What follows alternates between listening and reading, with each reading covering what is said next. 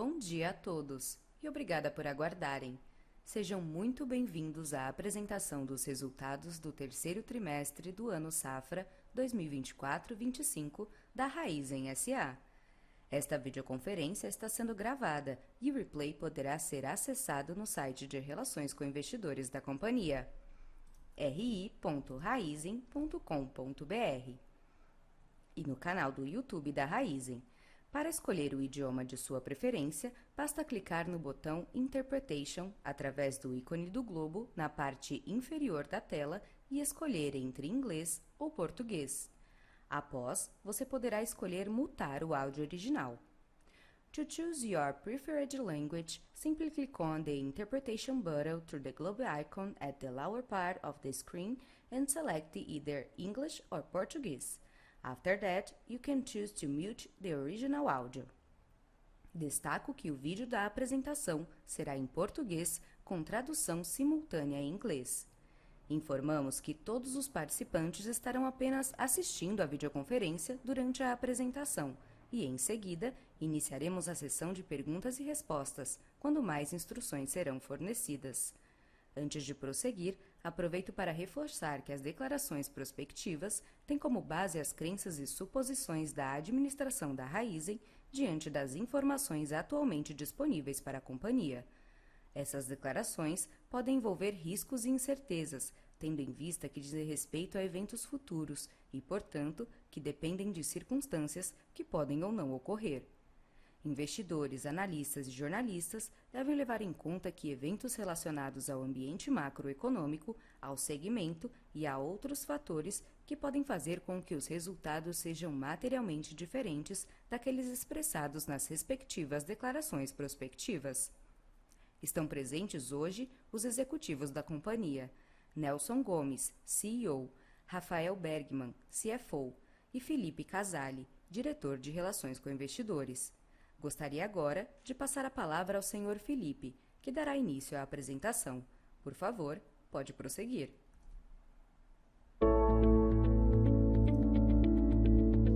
Bom dia a todos. Sejam bem-vindos à apresentação de resultados da Raizen. Vamos agora aos principais destaques do trimestre, começando pelo segmento de açúcar e renováveis. Com a moagem da safra praticamente encerrada, tivemos impactos em nossos indicadores agroindustriais em relação à safra passada. O clima seco e as queimadas que atingiram boa parte da região Centro-Sul afetaram o desenvolvimento e na produtividade dos canaviais. A piora da qualidade da cana gerou desafios para a cristalização e produção do açúcar, resultando em um mix menor na comparação anual. Apesar da redução do volume produzido em açúcar equivalente e a menor contribuição dos resultados de trading nesta safra, o ritmo de vendas de açúcar e etanol próprio foi intensificado no acumulado do ano, contribuindo para a expansão do EBITDA ajustado. No mercado de açúcar, aceleramos nossos embarques, capturando os benefícios do nosso posicionamento. Seguimos com uma visão construtiva, avançando na fixação de açúcar em níveis de preços que devem contribuir para a manutenção de um patamar saudável de rentabilidade para as próximas duas safras. Em renováveis, apesar da redução no mix de etanol especial em decorrência dos menores volumes exportados, os preços no mercado doméstico evoluíram nesse trimestre. A paridade com a gasolina já se aproxima de 70% e devemos observar um aumento na demanda com eventual elevação da mistura para 30%, a redução da informalidade com a monofasia de impostos sobre o biocombustível e a maior fiscalização e punição para o não cumprimento das metas do RenovaBio. Nossa estratégia visa agregar valor ao etanol, expandindo as vendas de etanol especial para clientes globais a preços diferenciados. No E2G, estamos próximos de inaugurar duas novas plantas de etanol de segunda geração, que estão em fase final de comissionamento. Outras duas plantas estão previstas para serem inauguradas nos próximos anos, com o ritmo de construção alinhado à gestão da nossa estrutura de capital. Agora o foco é garantir a estabilidade, consistência e segurança operacional, expandindo a produção já na próxima safra e ganhando maior relevância nos resultados da companhia. Em energia elétrica, a movimentação dos preços compensou o menor volume cogerado devido à redução da disponibilidade de bagaço nesta safra. Agora vamos aos destaques de mobilidade. Estamos fortalecendo nossas operações de distribuição de combustíveis, priorizando a centralidade da nossa rede Shell e dos nossos clientes, para sustentar um nível saudável de rentabilidade, tanto no Brasil quanto nas operações na Argentina e no Paraguai. Nas operações da Latam, este foi mais um trimestre de resiliência. Nós expandimos a rede de postos Shell e os volumes vendidos em relação à comparação do ano anterior. A nossa gestão eficiente de suprimentos e comercialização manteve margens saudáveis no negócio, agregando resiliência à dinâmica do mercado. O EBITDA ajustado foi menor na comparação anual, devido à forte base de comparação do ano anterior, que foi impulsionada pelo início de repasse de preços e melhora do ambiente de negócios na Argentina. Nós seguimos direcionando a geração de caixa do negócio no país para modernizar a refinaria de Buenos Aires, além de ajudar e contribuir com a redução do endividamento. No Brasil, nós enfrentamos um ambiente de negócios desafiador, com maior competitividade no mercado de diesel. A alta no preço do biodiesel impactou a estratégia de suprimentos, gerando um aumento da informalidade e da competição desleal relacionada ao não cumprimento da mistura obrigatória. Mesmo assim, nossa rentabilidade permaneceu saudável. Nós avançamos a implementação da oferta integrada Shell, fortalecendo a competitividade da nossa revenda e contribuindo para a expansão das margens em relação ao trimestre anterior. Já em relação ao ano passado, a redução da rentabilidade reflete principalmente a menor contribuição das operações de trading de derivados neste ano, além da forte base de comparação diante da conjuntura de escassez de diesel no terceiro trimestre do ano passado. Bom, agora vamos aos destaques dos resultados consolidados e financeiros da Raízen. A retração do EBITDA ajustado neste trimestre e também no acumulado do ano reflete principalmente a conjuntura menos favorável em mobilidade, que mencionamos anteriormente, e a menor contribuição dos resultados das operações de trading, tanto de açúcar, de etanol e de derivados. Falando sobre o fluxo de caixa, os principais efeitos no trimestre vieram da menor geração operacional, da gestão de capital de giro, incluindo o posicionamento de estoques neste período da safra, e da redução da linha de convênios com fornecedores, além também da variação do saldo de adiantamento de clientes. Como consequência, o nível de alavancagem e do endividamento ao final do trimestre decorre da menor geração de caixa operacional e do EBITDA ajustado nos últimos 12 meses, da sazonalidade e variações nas linhas de capital de giro e pelo maior nível de investimentos para a conclusão de projetos que demandaram mais capital até aqui, mas que já devem apontar para uma redução a partir da próxima safra. Vale ressaltar que a concentração de amortizações neste fim de safra se refere em sua maioria a linhas de capital de giro contratadas anualmente para suportar a sazonalidade típica do negócio de açúcar e renováveis. Esses vencimentos serão endereçados com a geração de caixa usual do último trimestre e via refinanciamentos que já estão em andamento. Com isso, nós iremos manter o equilíbrio entre o perfil de liquidez e o endividamento da Raízen. Nós reiteramos o nosso compromisso com a otimização da estrutura de capital da Raízen, com a redução do endividamento, garantindo assim uma geração sustentável de valor para os nossos acionistas. Obrigado a todos pela participação.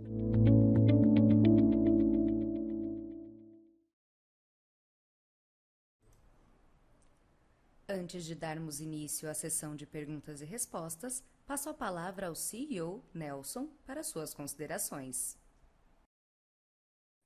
Pessoal, bom dia, bem-vindos ao call de resultados da Raízen. Obrigado pela participação aí de todos.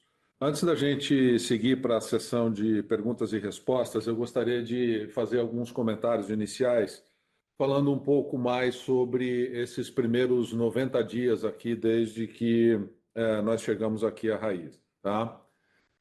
Eu acho que a história da Raizen, ela vem se dividindo ao longo do tempo em alguns ciclos. E é importante a gente reconhecer esses ciclos e destacar algumas características de cada um deles.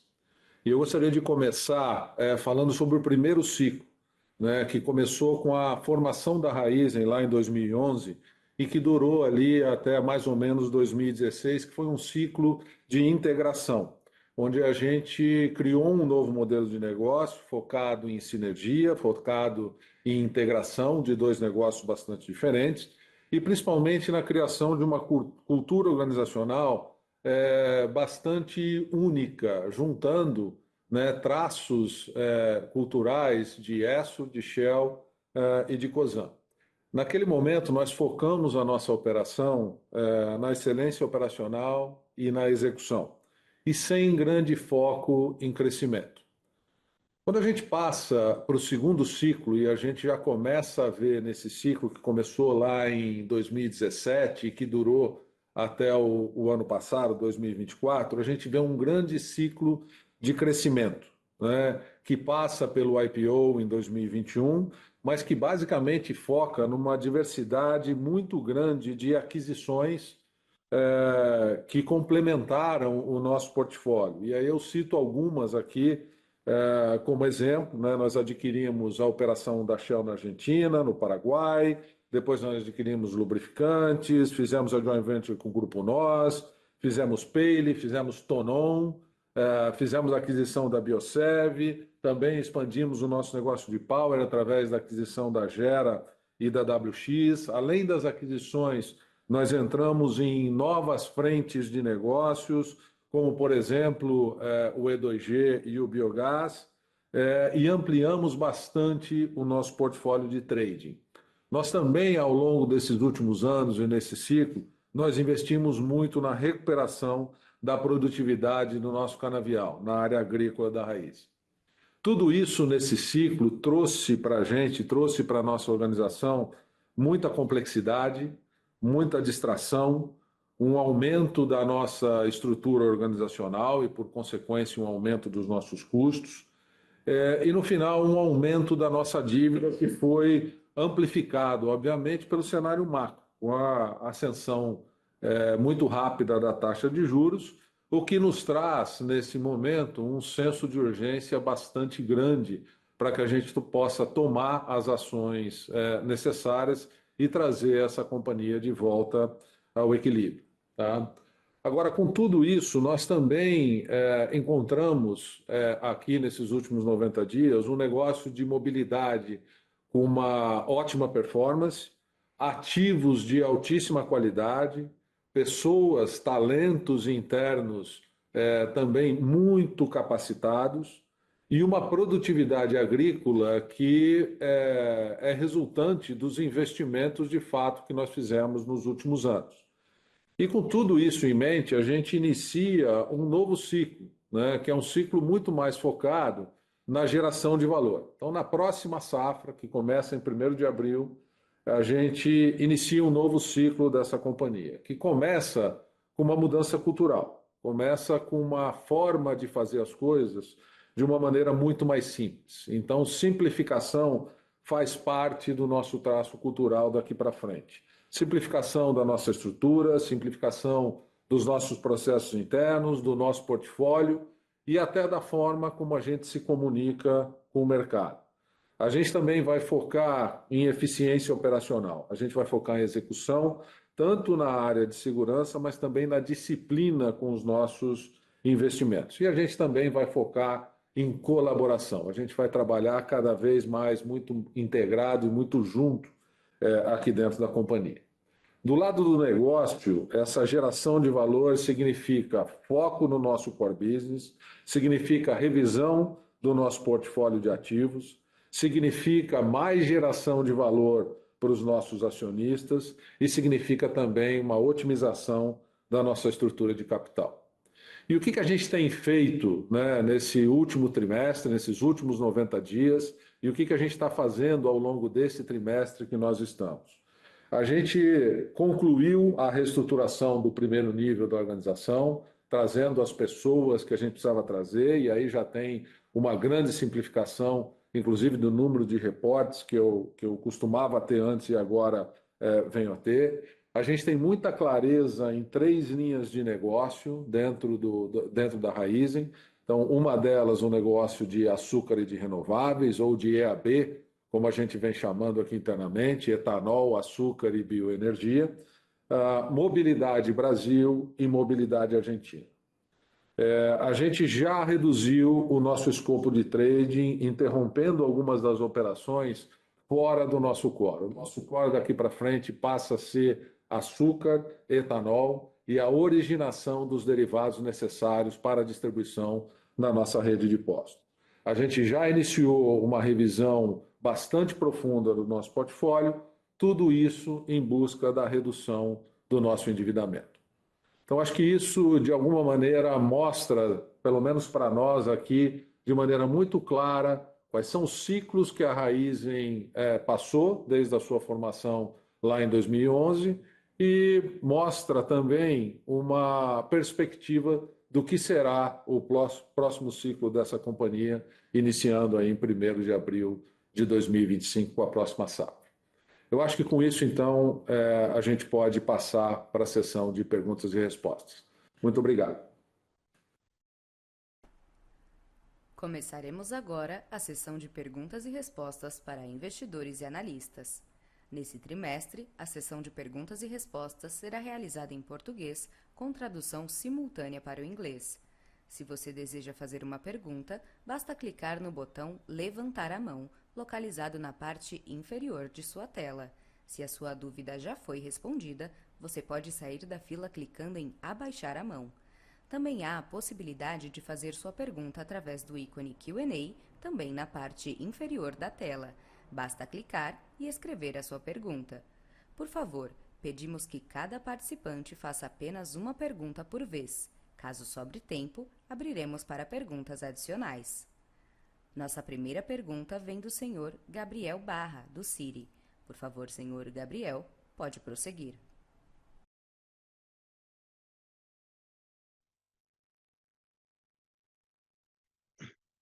Olá, pessoal. Nelson, Bergman, Casale, obrigado por pegar minhas perguntas. Na verdade, uma só, né? Eu acho que vou talvez focar aqui talvez num ponto talvez mais importante aqui da discussão. Eu acho que bem interessante ouvir, Nelson, assim, acho que as prioridades, a gente já vem discutindo com o time já há um bom tempo sobre isso e é importante ver esse momento de turnaround da companhia. Acho que o principal ponto aqui que eu gostaria de entender, eu acho que acaba envolvendo muito a questão da alavancagem da companhia, né? Que eu acho que é o grande foco de vocês hoje, ajustar a estrutura de capital. Acho que no momento mais difícil, né, de juros mais altos, serviço da dívida aumentando, acho que você já falou bastante aí sobre a estratégia e como que vai ser feito isso dentro da companhia daqui para frente. Eu queria ouvir de você, acho que 2 pontos. Acho que o primeiro, qual o timing disso, né? Quanto tempo a gente deveria pensar aqui nesse processo de turnaround, quanto demoraria para acontecer esse processo e como a gente deveria olhar a dívida daqui para frente, né? Acho que olhando hoje para a alavancagem da companhia, parece uma alavancagem um pouco mais alta, né, do que vocês se sentem confortáveis. Você falou sobre venda de ativos, sobre corte de custos, sobre voltar meio que um back to basics aqui da companhia daqui para frente. Mas com esses juros mais altos, a gente olha para a companhia num cenário um pouco desafiador na geração de caixa. E olhando até para a valuation da própria companhia hoje, o próprio desinvestimento talvez não traria no curto prazo, dependendo do tamanho, dependendo do valuation, a alavancagem para o nível ideal. Então, se você pudesse falar um pouquinho mais sobre isso, como fazer essa alavancagem voltar para o nível ideal, e qual nível vocês se sentiriam confortáveis, né, no ano que vem, isso ajudaria muito. São esses pontos. Obrigado. Oi, Gabriel, Rafael aqui. Obrigado pela tua pergunta e suas considerações. Acho que esse é uma jornada aqui que começa agora no início do ano safra de 2025-26, como o Nelson comentou. Acho que as prioridades estão bastante claras, né? Então, um foco muito grande em eficiência, simplificação. Eu acho que tem uma questão aqui também da gente reconhecer que o ponto de partida dessa jornada é um ano particularmente duro, conjunturalmente falando, né? A gente teve aqui um impacto severo climático afetando aqui a nossa atividade agrícola. Então, a gente vai ter aqui o efeito ao longo dessa jornada, tanto de uma recuperação operacional, como também do resultado das iniciativas de eficiência e de revisão de portfólio que o Nelson comentou. Revisão de portfólio, obviamente, é algo que a gente faz, a gente está fazendo aqui de uma forma bastante diligente, né, para garantir que a gente vai ter, no caso da decisão de venda de ativos, o valor adequado dos ativos. A gente tem bons ativos no portfólio, então a gente vai buscar aqui o melhor valor para eles. Então, é uma jornada aqui que se inicia e a gente tem aqui não é uma jornada de curto prazo, tá, Gabriel? Acho que é importante mencionar isso. Então, a gente vê aqui no ano de 25, 26 o início dessa jornada, um foco muito grande em diminuir a queima de caixa da companhia. A gente vem aqui de um ciclo de muito investimento. Então, a companhia teve como resultado disso o aumento da alavancagem. Acho que vale mencionar que nesse ciclo que se inicia, a gente não pretende iniciar novos projetos de crescimento, né? O que está aqui no nosso foco para 25, 26, por exemplo, é simplesmente a continuidade da construção das 2 plantas de etanol de segunda geração que já tiveram sua construção iniciada. Então, a gente segue com o processo construtivo. E a segunda fase do investimento na refinaria da Argentina, que é um bom negócio, tem se mostrado um negócio rentável. Então, esses são os projetos de crescimento que a gente vê para 25, 26, sem a abertura de novas iniciativas. Então, acho que isso já representa aqui se a gente for olhar para os grandes números da companhia, isso já vai representar uma redução do desembolso de CAPEX, que obviamente tem sido um dos motivos para a queima de caixa da companhia. Acho que vale ressaltar também, Gabriel, para completar aqui a figura do ponto de vista de foco na otimização da estrutura de capital, né, que envolve, então, eficiência, revisão de portfólio, não começar novos projetos de crescimento, e também vai ser um ciclo que se inicia com uma decisão também de não priorizar distribuição para os acionistas, né, já que a gente está no momento de preservar a caixa e melhorar aqui a estrutura de capital da companhia. Então, é uma série de iniciativas simultâneas que começam a gerar efeito ao longo aqui da safra de 25, 26, com foco efetivamente de reduzir a queima de caixa e a gente começar a vislumbrar aqui, com o efeito dessas iniciativas, uma geração de caixa livre para que a gente tenha uma redução do total de endividamento da companhia. Tirei uma resposta um pouco mais abrangente aqui. Me avisa se tiver algum follow-up.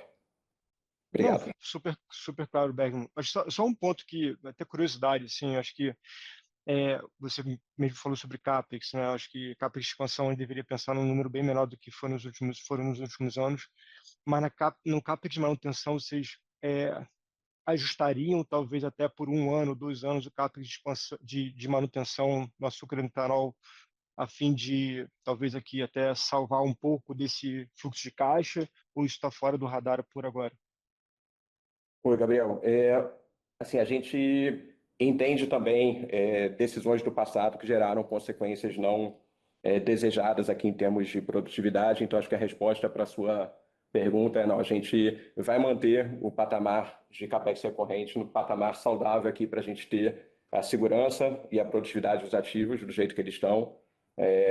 Então, isso vale para ambos os negócios, tanto negócios de etanol, açúcar e bioenergia, e também o negócio de mobilidade, que a gente vai preservar, né, o tamanho do negócio, com a segurança do negócio e a produtividade. Obrigado, Gabriel. Super claro, obrigado, pessoal. Nossa próxima pergunta vem do senhor Matheus Enfeldite, do UBS. Por favor, senhor Matheus, pode prosseguir. Bom dia, Nelson, Rafa, Casali, obrigado pelo tempo. Eu queria focar talvez quase que eu follow da pergunta anterior, mas por outra perspectiva. Se a gente pegar os números do mercado, sim, o mercado tem uns 14 bilhões de reais de EBITDA para a Raízen, olhando para frente, com um CAPEX de 10 e com uma dívida líquida que fica aí nos 40 bi com adiantamento de clientes, uma taxa de juros de 15. são 6 bi por ano, então 14 menos 10 menos 6, o mercado espera que a companhia consuma quase que recorrentemente 2 bi de caixa por ano, sem contar impostos, sem contar custo financeiro, outros custos financeiros, né? E daí, na nossa visão, são 3 caminhos, acho que o Barra abordou bem na pergunta para 3 caminhos, mas na nossa cabeça são 3 aqui para virar esse jogo. O primeiro é ganhar eficiência em OPEX e em CAPEX, e parece que vocês têm andado bem nisso já nos primeiros 90 dias de gestão, mas queria entender quanto que desse custo que vocês tiveram de melhora de OPEX, ele vira efetivamente geração de caixa, talvez olhando para 25, 26, né? Porque a gente só viu o lado ruim disso no resultado, a gente não viu como isso vira caixa do lado positivo para o ano que vem. O segundo ponto, acho que tem desinvestimentos, que vocês já abordaram bastante na pergunta anterior, então vou focar menos aqui. E tem o potencial aumento de capital, acho que saíram algumas notícias como ventilado pela mídia, que dependendo do tamanho pode ser uma bala de pirata, sabendo que hoje vocês precisam cortar a dívida de maneira relevante para ficar no 0 a 0 naquela continha que eu falei que o mercado espera. Então, só para finalizar a pergunta, se tem algum ponto aqui que vocês acham que o mercado está com uma expectativa muito errada, se tem uma melhora de OPEX e de CAPEX que pode surpreender positivamente, que já dá para passar alguma ordem de grandeza nesse sentido, e como é que vocês imaginam que esses 3 caminhos podem destravar valor para a companhia, talvez colocar um pouquinho de mais visão para 25 e 26. Obrigado. Oi, Matheus, é Rafael aqui, obrigado pela tua pergunta.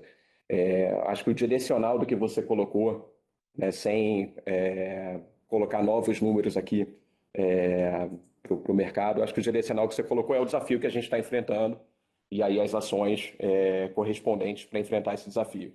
Então, sim, a gente está trabalhando aqui nas iniciativas de eficiência que tendem a beneficiar tanto o lucro operacional, né, o nosso EBITDA, mas também o próprio CAPEX, né? A gente tem oportunidade de buscar eficiência no nosso CAPEX.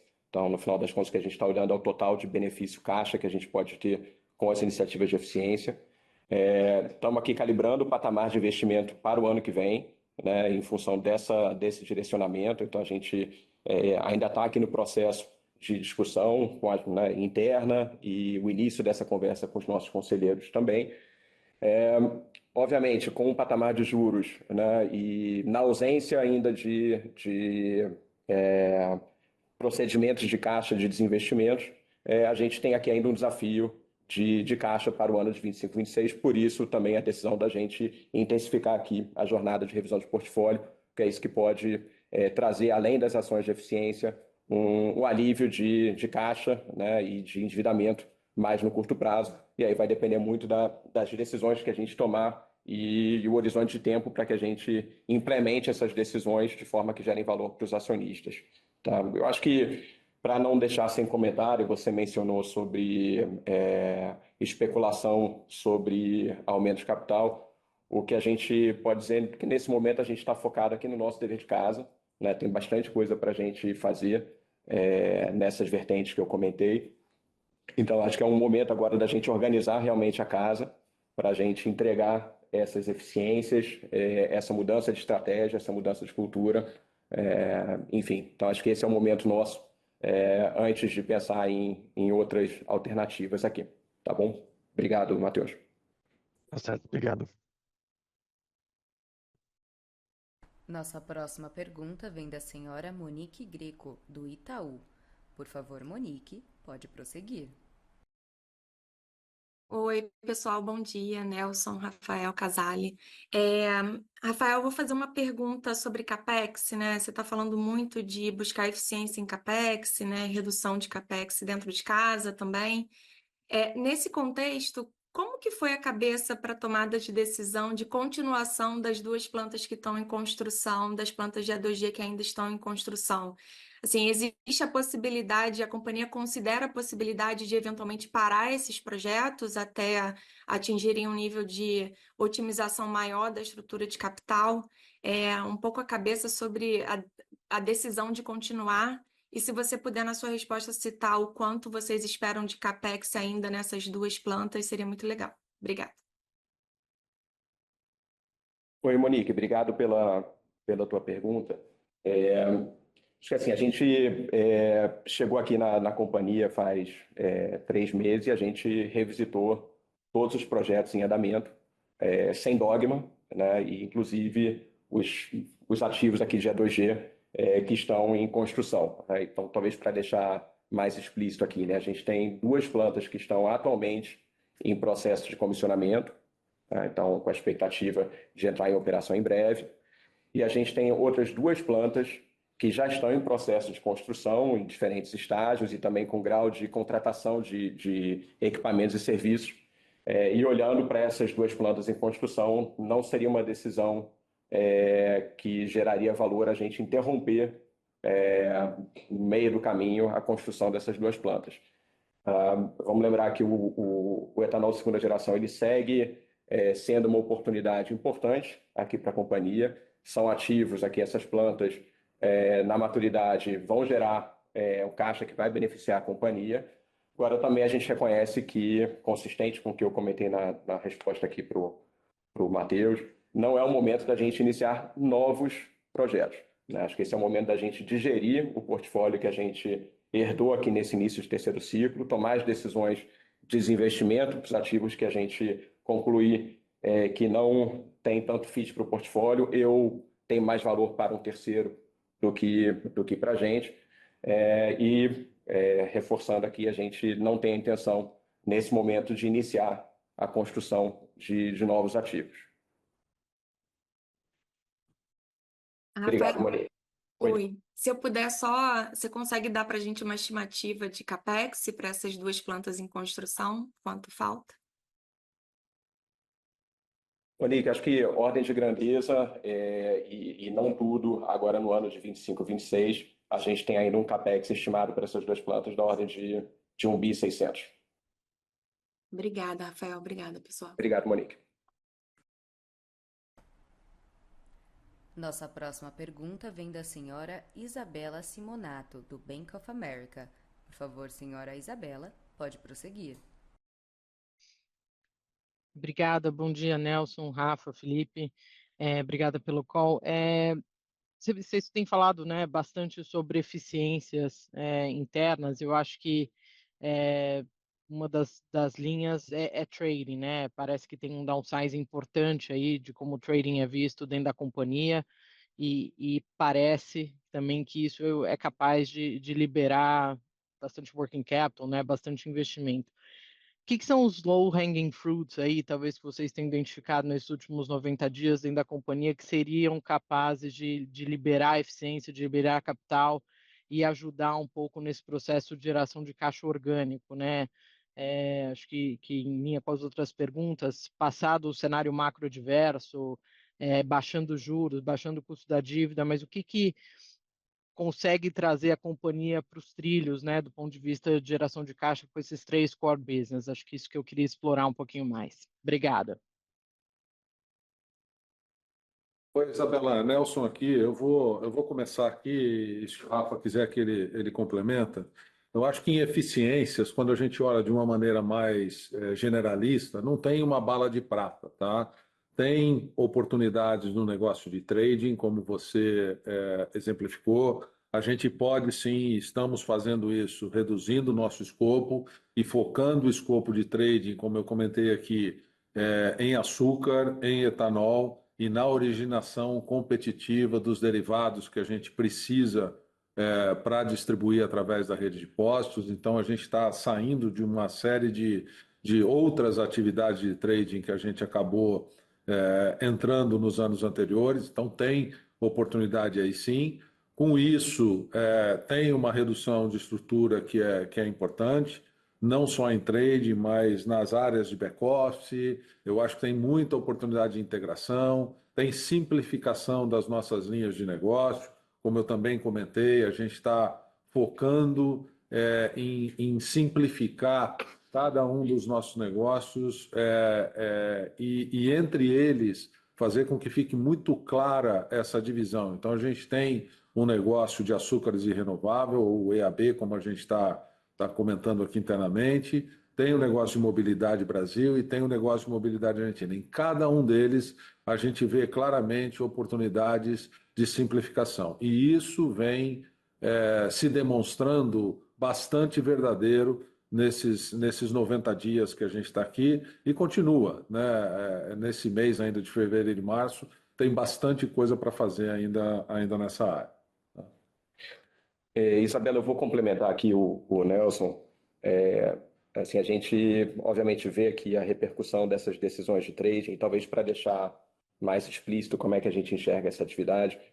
Trading tem o potencial e o histórico de agregar bastante valor aqui para as nossas operações, que a gente chama de operações core, né? Então, seja na maximização do valor dos produtos que a Raízen produz, né, justamente aqui açúcar e etanol, e também numa originação competitiva, né, dos derivados que a gente precisa para a distribuição dos combustíveis aqui nas nossas operações. Então, o trading é uma operação importante para a gente. Agora, em retrospecto, acho que a gente tomou decisões que ampliaram o escopo dessa atuação para além do que é a agregação de valor da forma como eu comentei. Então, o momento pelo qual a gente está passando é um momento de simplificação para garantir que a gente dê foco, né, naquilo que gera mais valor. Então, só para deixar claro que trading é um contribuidor relevante. Obviamente, não é todo ano que trading dá um resultado satisfatório, até o histórico da Raízen ele é bastante positivo, mas esse ano, como a gente vem comentando, não tem sido um ano bom para trade, mas a gente pretende sim ter atividades de trade mais compatíveis com aquilo que gera mais valor aqui para o nosso negócio. E aí, de forma geral, quando a gente olha para assim, o negócio da Raízen como um todo, então a gente tem aqui um negócio de açúcar, etanol e bioenergia, um foco bastante grande na eficiência, na produtividade, e também eu acho que com a revisão de portfólio, eventualmente a gente sai desse processo, né, com a melhor parte desse portfólio, do ponto de vista do que tem mais sinergia aqui para a gente, sendo melhor operado. Um negócio de distribuição de combustíveis, que é um negócio que tem sido bastante satisfatório. A gente tem um time muito bom, uma rede logística, né, ativos de infraestrutura e uma marca que são muito fortes, então a gente consegue alavancar valor desse negócio.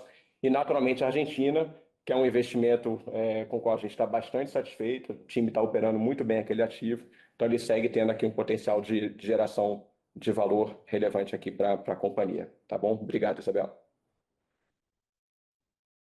Obrigada. Nossa próxima pergunta vem do senhor Tiago Duarte, do BTG Pactual. Por favor, senhor Tiago, pode prosseguir. Olá, bom dia, Nelson, Rafael, Felipe, bom dia a todos, bom falar com vocês. Eu queria voltar na abertura do Nelson, né, falando dos ciclos da companhia e trazer um dos ciclos que você mencionou, Nelson, sobre esse último ciclo de investimento forte em trato e renovação de canavial, né?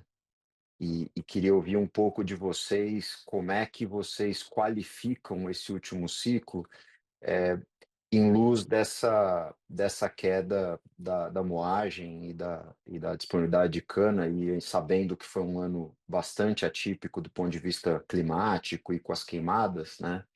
Mas queria entender, ouvir um pouco de vocês, o quão otimistas vocês olham para a safra que vem, em luz dos investimentos que foram feitos, em luz do que parece estar sendo um clima de entre-safra já bem mais favorável, pensando na recuperação dessa moagem, né? Essa queda de em torno de 7% que vocês estão reportando para a safra 25 não é muito diferente daquilo que a gente está vendo no Centro-Sul como um todo, né? E para uma companhia que fez investimentos relevantes, né, em renovação de canavial e trato. Então, queria entender o quão otimistas vocês estão pensando num ano mais normalizado de clima e na recuperação dessa disponibilidade de cana para a próxima safra. Essa seria a primeira pergunta. E um follow-up sobre essa discussão de trading. Mais no sentido, tá muito claro a intenção de vocês né, de focar mais no core, né, e tirar um pouco o pé para aquilo que não é exatamente o core de venda de açúcar, etanol e originação de derivados, mas eu queria entender como vocês enxergam isso impactando o resultado da companhia, né, tanto do ponto de vista de geração de EBITDA.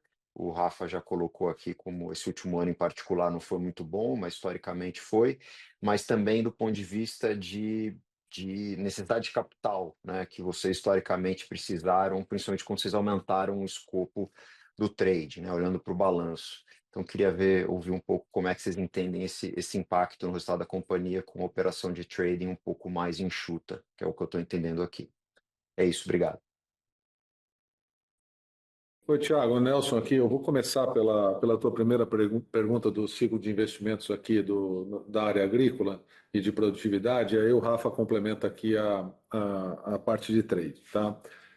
O que a gente teve nesse ano, e eu acho que você mesmo já citou aí ao longo da tua pergunta, foram eventos isolados climáticos que afetaram não somente a gente, mas o Centro-Sul todo, que foram as queimadas e que foi a seca, tá? Então, comparativamente falando, a nossa visão para a próxima safra, ela é obviamente mais construtiva. Isso não quer dizer que a gente não tenha muita coisa ainda para fazer e muita oportunidade para atacar nesse início de safra, né? Agora, dito isso, os investimentos que a gente fez no último ciclo, né, principalmente na área agrícola, visando resgatar a produtividade dos nossos canaviais, foram investimentos, ao nosso ver aqui, muito bem feitos. E quando a gente olha aqui os nossos números de primeiro, segundo, terceiro e agora de quarto corte, a gente vê uma produtividade já bastante boa, inclusive em algumas delas sendo benchmark. Então, isso traz para nós a indicação de que o investimento foi bem feito, no lugar adequado, no montante adequado, e até por isso a gente tem a intenção de manter o nosso capex recorrente, porque a gente não quer repetir, né, erros do passado. A gente já reduziu o capex recorrente há alguns anos atrás e a gente sofreu essas consequências. Então, esse é um caminho que nós não vamos seguir. Então, a visão é construtiva, ainda que a gente tenha bastante coisa para fazer. Tiago, eu vou complementar aqui, obrigado aí pelas suas perguntas. Vou falar um pouco mais de trading, mas acho que é concordando aqui contigo. Acho que à medida que a gente simplifica o escopo de atuação de trading, e aqui, talvez dando um pouco mais de anedota, aqui a gente está falando inclusive de uma redução mais significativa do montante de terceiros que a gente origina, que até acho que tinha um racional estratégico válido, mas talvez no momento que a gente tem aqui de companhia de querer simplificar e otimizar a alocação de capital, não priorize como iniciativa aqui da companhia. Então, sim, tem uma expectativa aqui de otimização do uso de capital e uma disciplina cada vez mais forte em termos de qualquer decisão de trade ter que passar pelo escrutínio da disponibilidade de capital e, obviamente, da remuneração adequada de qualquer capital que esteja em uso. Obrigado, Thiago. Eu que agradeço. Obrigado. Nossa próxima pergunta vem do senhor Bruno Montanari, do Morgan Stanley. Por favor, Bruno, pode prosseguir. Bom dia, pessoal. Obrigado por pegar minha pergunta. Queria explorar um pouco a sua relação com um dos acionistas de referência, né, a Cosan. Se a gente olha ao longo dos últimos anos, né, numa média, a Raízen distribui um total aí de 2 bilhões de reais de dividendos nessa média anual, né? Na primeira pergunta, vocês mencionaram que não vão priorizar a distribuição de dividendos para os acionistas. Porém, do outro lado da mesa, um dos seus acionistas também tem uma necessidade relativamente grande de desalavancagem e o fluxo de dividendos é uma das principais alavancas que eles têm, né? Então, queria entender como que essa comunicação com o acionista, o quão on-board eles estão com essa nova estratégia dentro da nova liderança, enfim, para que a gente tenha confiança de que o caixa da companhia, na medida em que ele vai ser gerado, seja preservado e, de fato, direcionado para a desalavancagem. Muito obrigado. Oi, Bruno. Rafael aqui. Obrigado pela tua pergunta.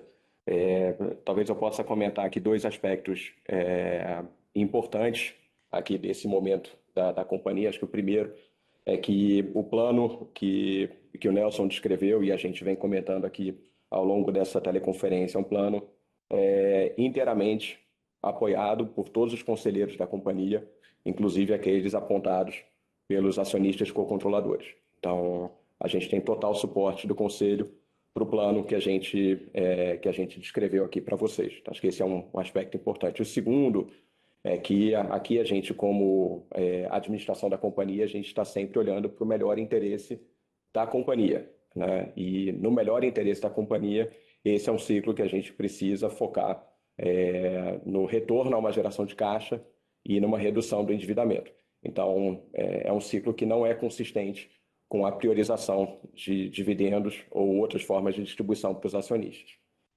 Tá bom? Obrigado, Bruno. Obrigado. Nossa próxima pergunta vem do senhor Lucas Ferreira, do JP Morgan. Por favor, senhor Lucas, pode prosseguir. Oi, pessoal. Bom dia. Em primeiro lugar, boa sorte no ciclo novo, o Nelson, Rafael, Felipe. A minha pergunta é sobre... Vocês estão há pouco tempo aí na companhia, mas que estágio vocês já estão de análise ou talvez até colocar em prática do ciclo de desinvestimentos, né? Então, não sei se vocês já podem dividir com a gente um pouco de quais ativos que fariam sentido vocês desinvestirem, que oportunidades talvez vocês tenham, já fizeram um pouco de venda de cana, né? Mas na parte de açúcar e álcool que vocês têm muitos ativos e operam com um nível de utilização de capacidade que é abaixo do ideal. Enfim, só para a gente tentar entender o que está sobre a mesa, o que pode vir e vocês já, enfim, podem compartilhar algo com a gente. Obrigado. Oi, Lucas. Rafael aqui. Obrigado pela tua pergunta. Acho que primeiro a gente pode falar do que já foi feito de portfólio até agora, né? A gente já teve aqui o anúncio de uma transação relacionada a ativos de cana e de usina, como você comentou, e principalmente aqui uma série de anúncios relacionados à venda de ativos de geração de energia solar, e alguns desses ainda estão em andamento, ainda vão gerar caixa à medida que os projetos estão sendo entregues. Eu acho que, além disso, direcionalmente falando, acho que a gente vai estar olhando aqui para o portfólio que tem menos sinergia com o que a gente acha que gera mais valor para a companhia. Então, sim, tem um estudo em andamento para a gente avaliar o portfólio de usinas, tá? Para a gente garantir que o resultado dessas ações vai ser um portfólio mais forte, mais sinérgico aqui para a companhia. E, além disso, acho que a gente não tem dogma, né? Então, acho que isso é importante comentar, sem falar de ativos específicos. Eu acho que é obrigação nossa olhar para o valor relativo dos nossos ativos, a contribuição para o portfólio e o valor de integração que os ativos têm ou não têm para essa tomada de decisão. Obviamente, é um processo, tá? Até porque a gente não quer sair queimando ativo, então vai ser um processo diligente para a gente buscar, no caso da decisão de desinvestimento, os melhores novos proprietários para qualquer ativo que a gente resolva desinvestir. Obrigado. Obrigado, Rafael. Nossa próxima pergunta vem do senhor Gustavo Sadka, do Bradesco BBI. Por favor, senhor Gustavo, pode prosseguir. Olá, bom dia a todos, obrigado por pegar minha pergunta. Boa sorte, Nelson e Rafael, aí nesse novo ciclo. Minha primeira pergunta é sobre o capital de giro, né? Quando a gente olha ali as linhas de capital de giro da empresa, né? O year to date, né, parece já ter um consumo de capital de giro de 15 bilhões, né? Versus 10 no ano passado. A gente entende, né, que boa parte disso é sazonal, né, e deve ser liberado ali no último trimestre do ano safra, né, mas quando a gente olha as linhas especificamente, né, o nível de estoque de açúcar e etanol caindo, né, ano contra ano, não parece explicar tudo, né, então se vocês puderem dar uma cor aí do que a gente pode esperar de liberação de caixa no último trimestre, e o que levou, né, a esse consumo de capital de giro mais alto aí nesse ano safra atual. E na minha segunda pergunta sobre distribuição, né? A gente olha a margem agora desse TRI foi muito, dadas as condições do mercado, né? Parece ter sido uma margem boa, né? Talvez até acima do que o mercado tem de expectativa para as peers de vocês, né? Então, se vocês puderem comentar aí o que foi feito de diferente em gestão de combustível nesse trimestre e se a gente deve esperar agora, né, com essa redução de trade, uma volatilidade talvez menor, né? Óbvio que tem uma volatilidade natural desse business, mas a gente deveria observar uma volatilidade menor de resultados indo para frente. Obrigado. Gustavo, Felipe aqui, obrigado pela pergunta. Cara, no fluxo de caixa, quando vocês olham até para o release, a gente deu um pouco mais de disclosure ali do que foram as principais movimentações. A primeira delas é no estoque, né? A gente sempre tem um estoque que é carregado entre o período que se encerra a produção, que foi esse último trimestre, e o próximo, que é da entre-safra.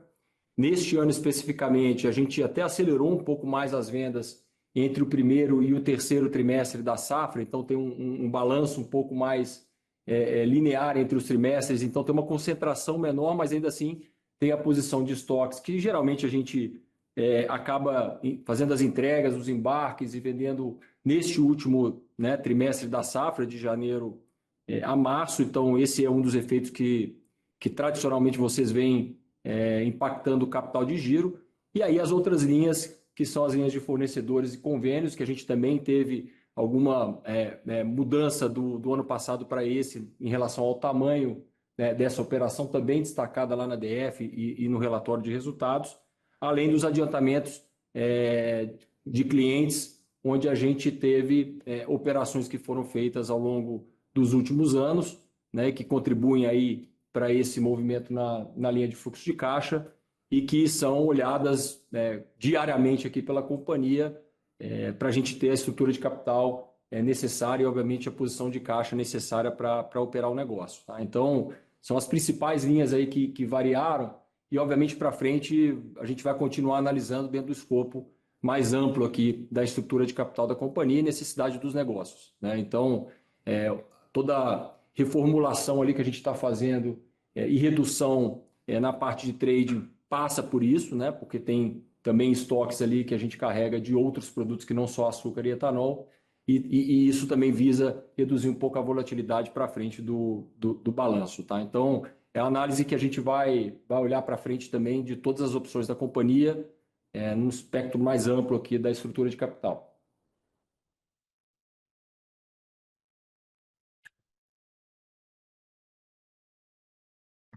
Tá certo. Então, assim, quando a gente olha as linhas aqui, né, as linhas que talvez são mais sazonais, seja aqui estoques, né, acho que mais estoques, né, acho que as outras linhas talvez então não deveriam esperar, né, uma redução, uma liberação de capital de giro grande, pelo menos no curto prazo, certo? É isso, é isso. Acho que teve uma pergunta também sobre as margens de mobilidade, né? Isso, exatamente. Sobre mobilidade, a gente teve um trimestre ainda bastante impactado no diesel. Vocês viram a competitividade do diesel bastante afetada pela movimentação, principalmente dos preços de biodiesel, e isso impacta em aumento da informalidade por conta de alguns players que não fazem a mistura regulamentar, né, o que está na lei. E isso tira a competitividade dos players que, obviamente, jogam dentro das regras do jogo. E a gente acabou perdendo um pedaço ali de mercado de diesel, como vocês puderam ver, por conta desse aumento da informalidade. Mas, ainda assim, a gente conseguiu ver na ponta um aumento da nossa rentabilidade. Vocês viram as margens evoluindo no sequencial do ano. E isso, obviamente, contribuiu aí para a melhora do resultado no Brasil aqui, com um foco muito grande em manter a nossa rede saudável, competitiva, com a melhor oferta integrada, né? A melhor oferta de produtos e de serviços, e isso é o que está na nossa mão aqui, né? O que a gente controla é, obviamente, a qualidade da nossa rede e garantir a competitividade da rede na ponta para a gente continuar mirando aqui crescimento com rentabilidade nesse segmento.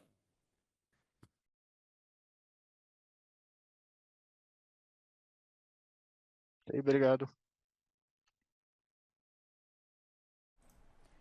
A sessão de perguntas e respostas está encerrada. As perguntas escritas que não foram abordadas durante o call de resultados terão devolutiva por parte da equipe de Relações com Investidores. Gostaríamos de passar a palavra ao senhor Nelson Gomes para que faça as considerações finais. Pessoal, só para agradecer mais uma vez a participação aqui de todos. Obrigado pelo call. A gente se encontra de novo aqui no call de fechamento da safra, que será em maio desse ano. Um abraço a todos. Obrigado. Encerrada a apresentação dos resultados do terceiro trimestre do ano Safra 2024-25 da Raizen S.A., a equipe de Relações com Investidores está à disposição para esclarecer dúvidas adicionais. Muito obrigada aos participantes e tenham uma boa tarde.